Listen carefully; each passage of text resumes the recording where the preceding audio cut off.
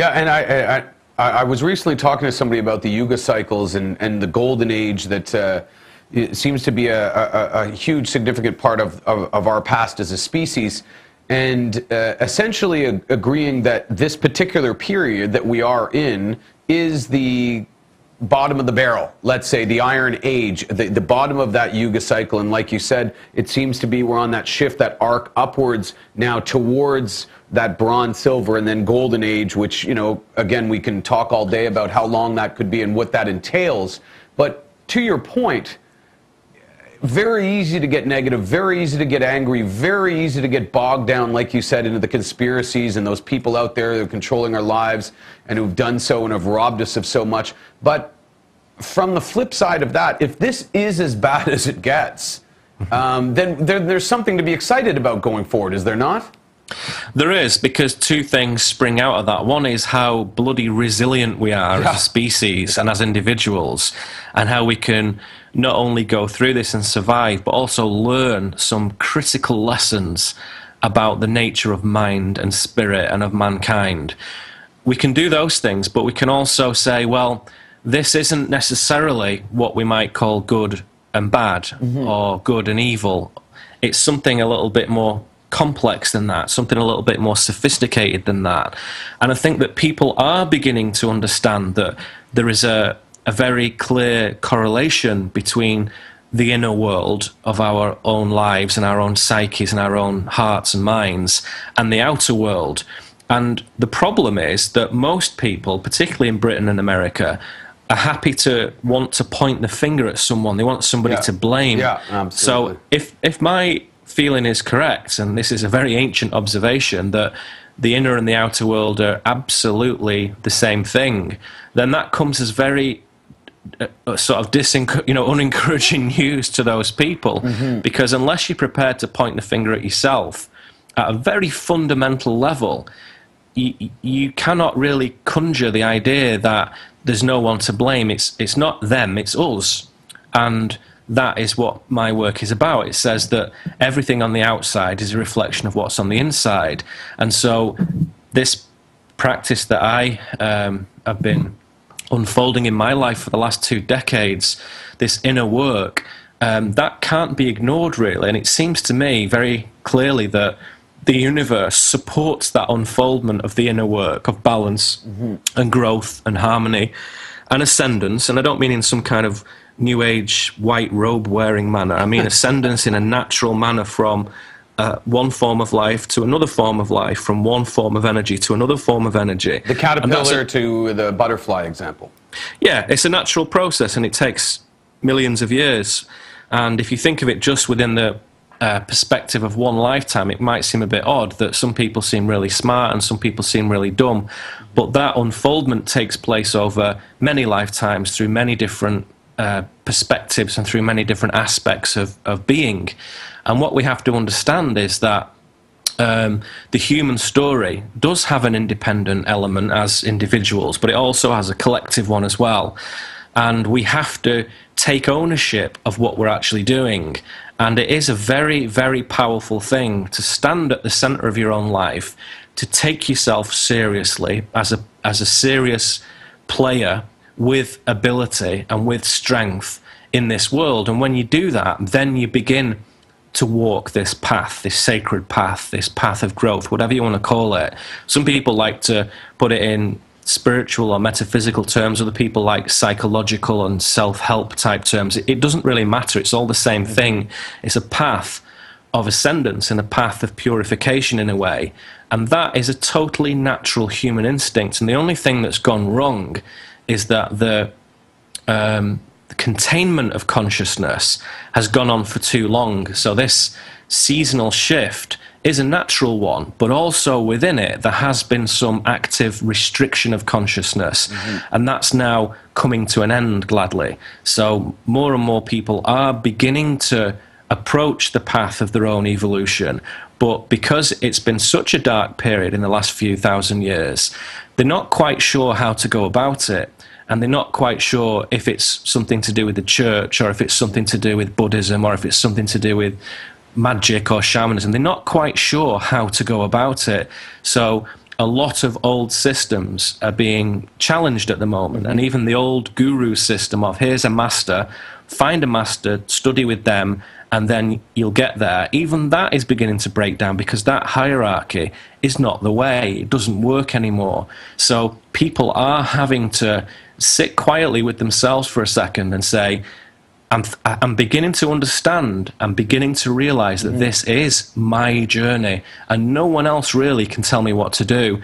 And for some people that's very exciting, and for other people it's quite, it's quite a wake-up call. You've used spiritually independent. Is that something you feel comfortable with? Like you said, it's pretty subjective, but I mean, that seems to well summarize this. Again, you got to wean yourself off the dependency of a system or an institution or a guru.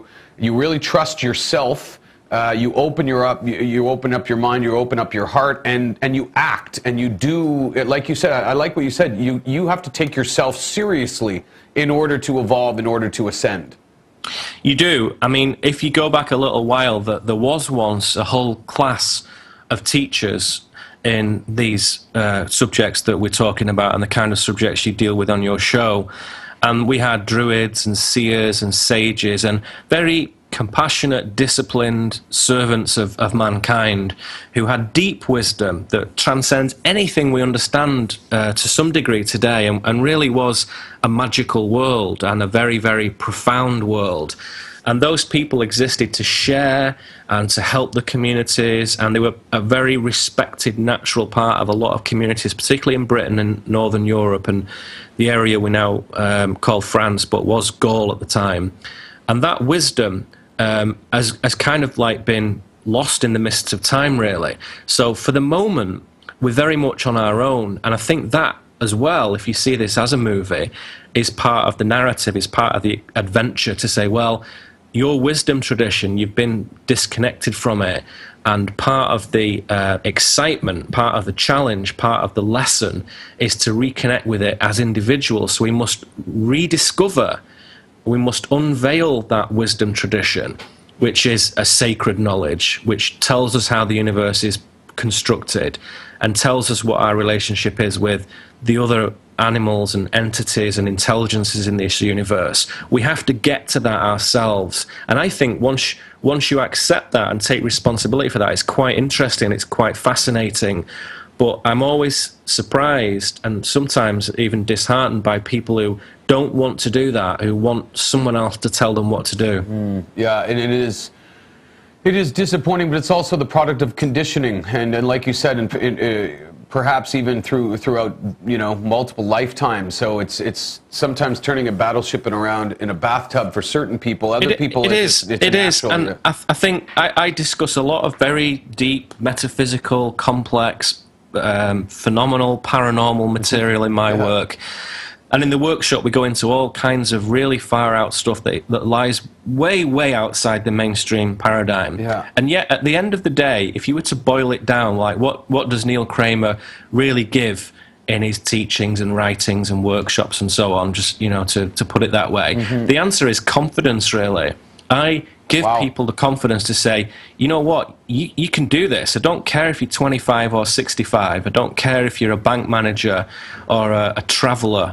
I don't care what you are. I don't care what your background is. Everybody has this capacity, and it's the adventure of growth, and it's the fulfillment of ascendance that people miss. That's the thing that is drummed out in the repetitive, dreary nature of the mainstream, and that is completely turned upside down when you begin the spiritual journey, and life suddenly is saturated with this colour again, and you feel like you're kind of 17 again, and there's so much to do, there's hardly enough time to even do just a tiny amount of it.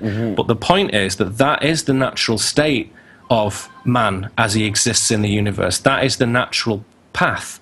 And I think that once people contemplate this at an inner level, they begin to accept that, yes, this isn't something different, this isn't something weird, this is how it was meant to be. Yeah. And that it's not even and I love the fact that you used the word adventure, because in fact it's not a chore. And if you look at it like that, if you look at it as difficulty, and I'm not saying it isn't challenging to change conditioning, but if you look, if you can ultimately identify with the fact that it's the most exciting adventure anybody can embark on, and it's not a surprise that that's the type of movie arc that we identify with. It's, you know, I think there's basically 7 types of stories that are told throughout all books and movies. Right. And it's pretty much that challenged hero that has to overcome an obstacle to evolve to a better who they are. And we all love it. We all get emotional when we watch it. We all absolutely gravitate towards movies that tell that in epic ways, like Lord of the Rings or whatever it might be. But forget that that is our right as well. That is our journey as well if we choose,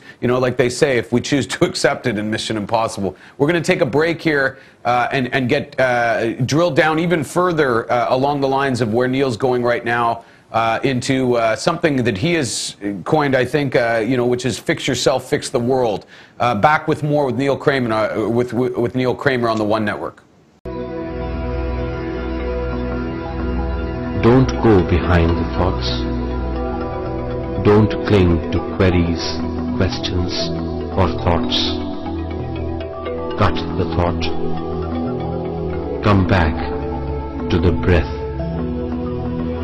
Observe normal breathing. Be with your breath. Then the density of the thoughts reduces. Slowly breath becomes thinner and shorter.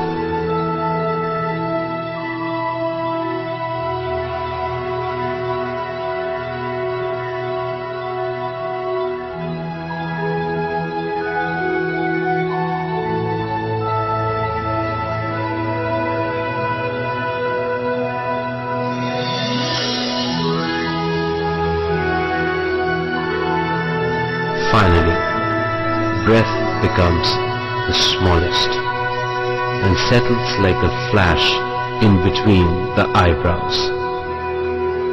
In this state, one will have no breath and no thought. He will be totally thoughtless. This state is called Nirmal Sthiti, or no thought state. This is the meditative state.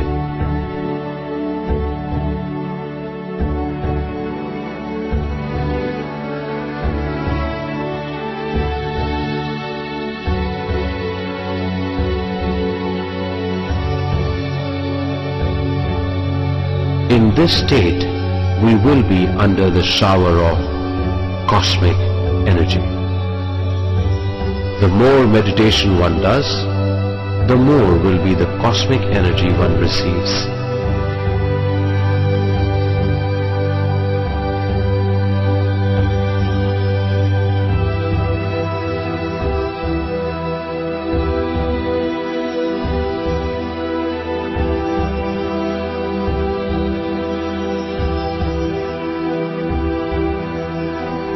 This cosmic energy flows through the energy body. It is also called the etheric body.